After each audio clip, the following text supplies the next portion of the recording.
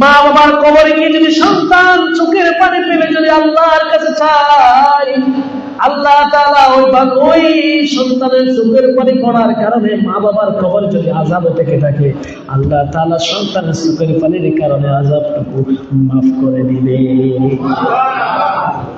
উম্মতি মুহাম্মাদের জন্য সর্বপ্রথম শিক্ষা হলো আমার গোলামি করবে আর আমার গোলামের সাথে শিরিক করবে না, এটা আমার আইন। এটা কার আইন? আর দ্বিতীয় নম্বরে, বান্দারে তোর জন্য আমি সবচেয়ে বেশি কষ্ট করি, আর দুনিয়াতে তোর জন্য দুইটা মানুষ সবচেয়ে বেশি কষ্ট করে, সেটা হলো তোর পিতা এবং মাতা। ঠিক কিনা? মা বাবা কষ্ট করে না?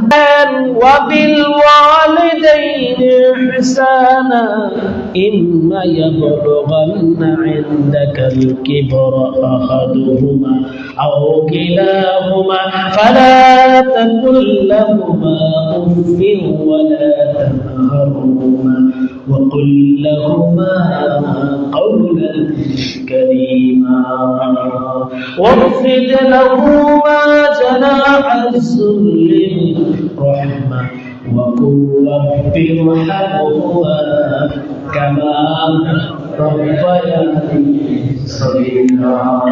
আমরা পারি কিনা? রব্বি রহমহুমা কামা রব্বায়ানি সগীরা। অনেকে বুঝে গিয়েছেন, খেয়াল রাখেন, আল্লাহ রাসূলকে মেরাজে নিয়ে উম্মতি মুহাম্মাদের জন্য সর্বপ্রথম শিক্ষা হলো আমার গোলামি করবে আর আমার গোলামের সাথে শিরিক করবে না, এটা আমার আইন। এটা কার আইন? আর দ্বিতীয় নম্বরে, বান্দারে তোর জন্য আমি সবচেয়ে বেশি কষ্ট করি, আর দুনিয়াতে তোর জন্য দুইটা মানুষ সবচেয়ে বেশি কষ্ট করে, সেটা হলো তোর পিতা এবং মাতা। ঠিক কিনা? মা বাবা কষ্ট করে না? কত কষ্ট করে। আপনি যারা মা বাবা এখন হয়েছেন তারা বুঝেন, ঠিক কিনা? এই কারণে আল্লাহ তাআলা হুঁশিয়ার করে দিয়েছেন, আইন করে দিয়েছেন, ও নবী গো, ও আমার হাবিব গো, আপনি আপনার উম্মতদেরকে শিক্ষা দিবেন না। ওয়াবিল ওয়ালিদাইনি ইহসানা, তার পিতামাতা আমার গোলামির পর পরে, আমার দাসত্বের পর পরে তার পিতামাতার প্রতি ইহসান করো। পিতামাতার প্রতি কি ইহসান? কিরকম ইহসান করবে? ইম্মা ইয়াবলুগান্না ইনদাকাল কিবরা আহাদুহুমা আও কিলাহুমা ফালা তাকুল লাহুমা উফিন। খবরদার, কিরকম ইহসান করবি শুন, আল্লাহ নিজে বলে দিয়েছেন। খেয়াল করেন, যে জায়গায় পিতা মাতার কথা আল্লাহ বলেছেন, ওই জায়গায় আল্লাহ নিজে তাফসীর করে দিয়েছে। সুবহানাল্লাহ। দুনিয়ার মুফাসসিরের জন্য রাখে নাই, দুনিয়া আলেমদের জন্য রাখে নাই, দুনিয়ার মুফাসসিরে কিরামদের জন্য রাখে নাই। এই আয়াতের তাফসীর আল্লাহ নিজে তাফসীর করে দিয়েছেন। সুবহানাল্লাহ বলেন। আল্লাহ নিজের কথা বলেছেন, আমার গোলামি করো আর আমার গোলামের সাথে শিরিক করিও।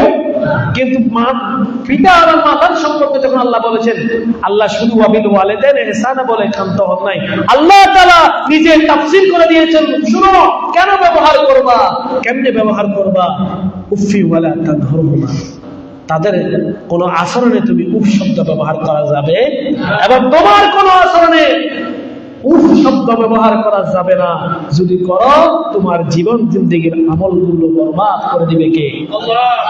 এরপর আল্লাহ নিজে বলেছেন, কারণটা হচ্ছে আমি বান্দার জন্য যে কষ্ট করি, আমার পরপর দুনিয়াতে তোর মা বাবা ছাড়া তোর জন্য বেশি কষ্ট কেউ করে না। ঠিক কিনা? এরপর আল্লাহ তাআলা বলেছেন, দুনিয়া যখন তারা বেঁচে থাকবে তাদের সাথে ভালো ব্যবহার করবে। খবরদার চোখ রাঙিয়ে কখনো কথা বলতে পারবে না।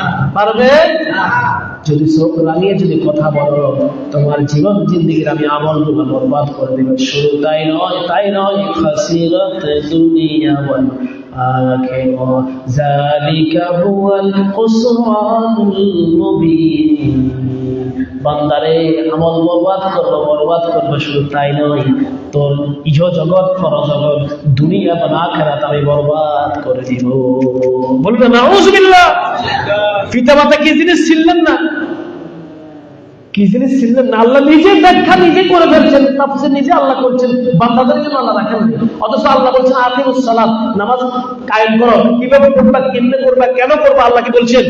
হাদিসে রাসূল পাক সাল্লাল্লাহু আলাইহি ওয়াসাল্লাম সাজিয়ে দিয়েছেন, কিন্তু রাসূলের জন্য রাখে নাই, আল্লাহ নিজে তাফসীর করে দিয়েছেন। কারণ বান্দার শ্রেষ্ঠ, বান্দার জন্য আল্লাহর পরে তার পিতামাতাই কষ্ট বেশি করে, ঠিক কি না? রাসূলকে দ্বিতীয় নম্বরে বললেন, আমার ইবাদতের পরপরই তোর পিতামাতার প্রতি ইহসান করো, খবরদার তাদের সাথে খারাপ ব্যবহার করবে না। এরপরে শুধু তাই নাই, যখন তারা বেঁচে থাকবে তাদের সাথে খারাপ ব্যবহার করবে না। যারা যখন পৃথিবী থেকে বিদায় হয়ে যাবে, বান্দা কি করবে শুনো। আল্লাহু আকবার, আল্লাহু আকবার। আল্লাহ কিভাবে আল্লাহ বান্দাকে শিখিয়ে দিচ্ছে। মনে হচ্ছে ছোট বাচ্চাকে যেভাবে আপনি শিখান, আপনার সন্তানকে যেভাবে শিখান, এটা করো ওটা করো, ঠিক না? আল্লাহু আকবার বলেন না? একটু খেয়াল করেন আল্লাহ কিভাবে মধুর ভাষায় আমাদেরকে শিখিয়ে দিচ্ছেন। বান্দা তোর মা বাবার তুই দোয়া কর, যখন মারা গিয়েছে তোর মা বাবার তুই দোয়া কর, রব্বিরহামহুমা কামা রব্বায়ানি সগীরা। বান্দারে তুই আমার কাছে দোয়া কর তোর মা বাবার জন্য, ছোটবেলায় যেভাবে তোকে লালন পালন করে, কষ্টের পর কষ্ট করে লালন পালন করেছে, আল্লাহ বলেন আমার কাছে তুই চা, আমি যা তোর মতন করে তার থেকেও বেশি ভাবে আমি রব্বুল আলামিন লালন পালন করতে পারি। সুবহানাল্লাহ। হাদিসে ভিতরে এসেছে, মা বাবার কবরে গিয়ে যদি সন্তান চোখের পানি ফেলে যদি আল্লাহর কাছে চায়, আল্লাহ তাআলা ওই সন্তানের চোখের পানি পড়ার কারণে মা বাবার কবর যদি আযাব থেকে থাকে, আল্লাহ তাআলা সন্তানের চোখের পানির কারণে আযাবটুকু মাফ করে দিবে। ও আমার ভাই, যারা পিতামাতাকে কষ্ট দিয়েছেন, আজকে পিতামাতার ওয়াজ নয়, শিক্ষাগুলো নিয়ে কথা বলবো। যারা পিতামাতাকে কষ্ট দিয়েছেন, আজকে গিয়ে বাড়িতে গিয়ে আপনার মা বাবার পায়ে ধরে থাকেন, মনে রাখবেন মা বাবা আপনার জান্নাত, মা বাবা আপনার জাহান্নাম। কারণ তো রাসূল বলেছেন আল্লাহ মা বাবা সন্তুষ্ট, আল্লাহ সন্তুষ্ট, মা বাবা সন্তুষ্ট, আল্লাহ অসন্তুষ্ট। আপনি কখনো উন্নতি করতে পারবেন না। কোটি টাকার মালিক হবেন, ব্যাংক বিজনেস করবেন, লক্ষ লক্ষ টাকা কামাবেন, মনে রাখবেন এই টাকাও আপনার থাকবে না, কারণ আপনার মা বাবা অসন্তুষ্ট, ঠিক কিনা? এরকম আছে না নাই? তাহলে রাসূল মেরাজের যে শিক্ষাটা, দ্বিতীয় নম্বর শিক্ষা হলো মা বাবার সাথে বেয়াদবি করা যাবে না।